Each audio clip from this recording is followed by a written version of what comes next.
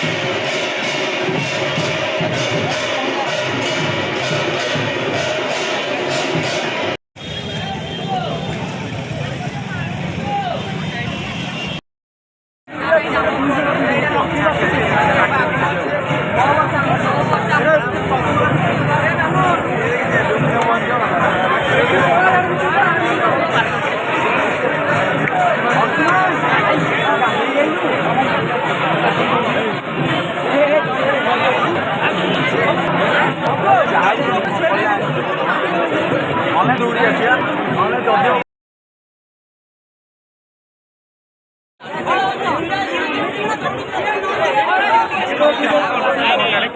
ଆମେ ଟର୍ଣ୍ଣିଂ ଯାକୁ ରଥ ନେଲୁ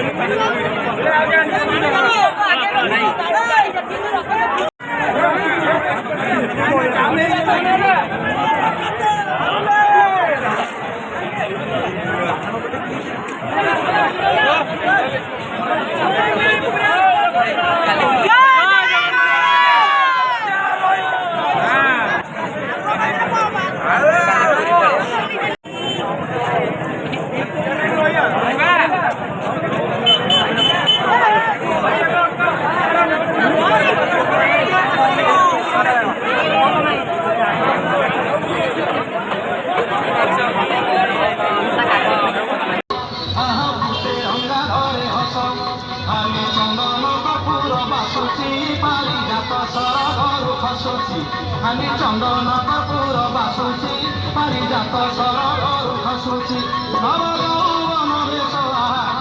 নব যৌবন বেশ দেখো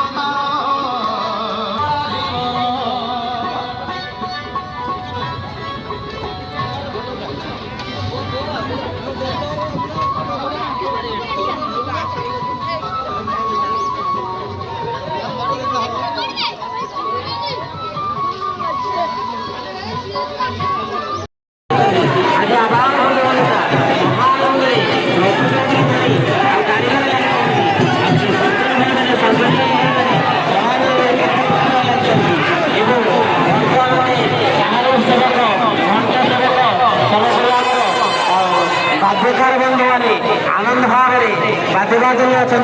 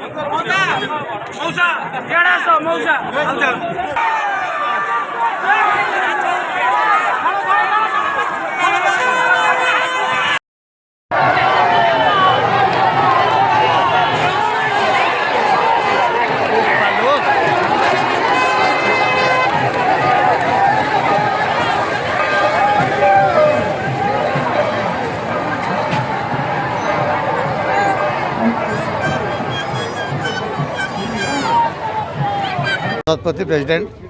रथ कमिटी आम पिपिल सब कथा तो आम सेक्रेटरी कहले तथापि आम जो नीतिकांत हिसाब से मंदिर हिसाब से एवं पुरी मंदिर को अनुकरण करी सबकि से घंटा समय भी आम सरी कि पुरी आज रथ टଣା टी डेरी हम कि आमर तथापि आ घंटे घंटे पर रथ टଣା आरंभ हो पावड़ा गुंडीचा मंदिर पर्यटन जीव तेणु किसी असुविधा ना प्रशासनिक अधिकारी मैंने समस्त साहाय्य कर पुलिस भाई मैंने आपण मानकर भी सहयोग धन्यवाद दूसरी तथापि रथ 4000-5000 लोक आम रथ टଣା बेलू गुंडीचा दिन एवं व्यवस्था बाटर समस्त साहाय्य करती पणा पानी सब दिखती असुविधा किसी हुए बाहुड़ा दिन भी से भाया फेरला भी टी कमी जाती अवश्य तथापि 2000-3000 लोक बाहुड़ा दिन सहयोग करते। आज पिपिली रे 40तम रथयात्रा कार्यक्रम चालू रही। ये महान परंपरा पिपिली रे दीर्घ दिन धरी जाति धर्म वर्ण निर्विशेष एक सुंदर परिवेश रे अनुष्ठित हो पिपिली रथयात्रा परिचालना कमिटी यार आयोजक दर्जीसाही स्थित पतित पावन मंदिर तार कमिटीर सहयोग रे संपूर्ण भाव में पिपिली गाँव विभिन्न अंचलर कोण अनुकोणरू सभ्य भक्त मान को नहीं ये महान परंपरा ये सृष्टि होती आ रथ टणा हवा किसी समय पर सकाळे नवजौवन दर्शन है पहंडी विजय है एवं छेरा पहरा श्रीजुक्त गोकुल महांती करिसंती या परे परे वर्तमान रथ टणा आम प्रस्तुत होचु। यही पतित पावन मंदिर ठारू डाक्तरखाना छक माँ पड़ईशुणी पीठ जहाँ आमर गुंडीचा घर से पर्यंत भक्त माने रथ को टाणी टाणी नेबे एवं 9 दिन व्यापी सेठी विभिन्न प्रकार सांस्कृतिक उत्सव प्रवचन भजन समारोह हम पर बाहुड़ा प्रत्यावर्तन पर यही बाहुड़ा ठारू नीलाद्रि विजय पर्यंत भजन समारोह संगीत नृत्य इत्यादि विभिन्न सांस्कृतिक कार्यक्रम रखाई ता सहित अधरपणा रसगोला भोग एवं हेरा पंचमी में माँ लक्ष्मी पालिंकी रे जाई रथ भांगा इत्यादि कार्यक्रम चिराचरित परंपरा ये अनुष्ठित हो। प्रशासनिक व्यवस्था में लोड़ीचु पुलिस विभाग विद्युत विभाग एवं तहसीलदार बीडीओ समस्त को आम भेटिकी सब आनुषंगिक असुविधा आलोचना करुचु ता सहित आरडी एडीओ आमको रास्तार जो खाल डिपोतला साहयोग तेणु देखा जाऊ आगामी रथ टणार प्रशासन कौन सहयोग मिलूँ आम अपेक्षा रही।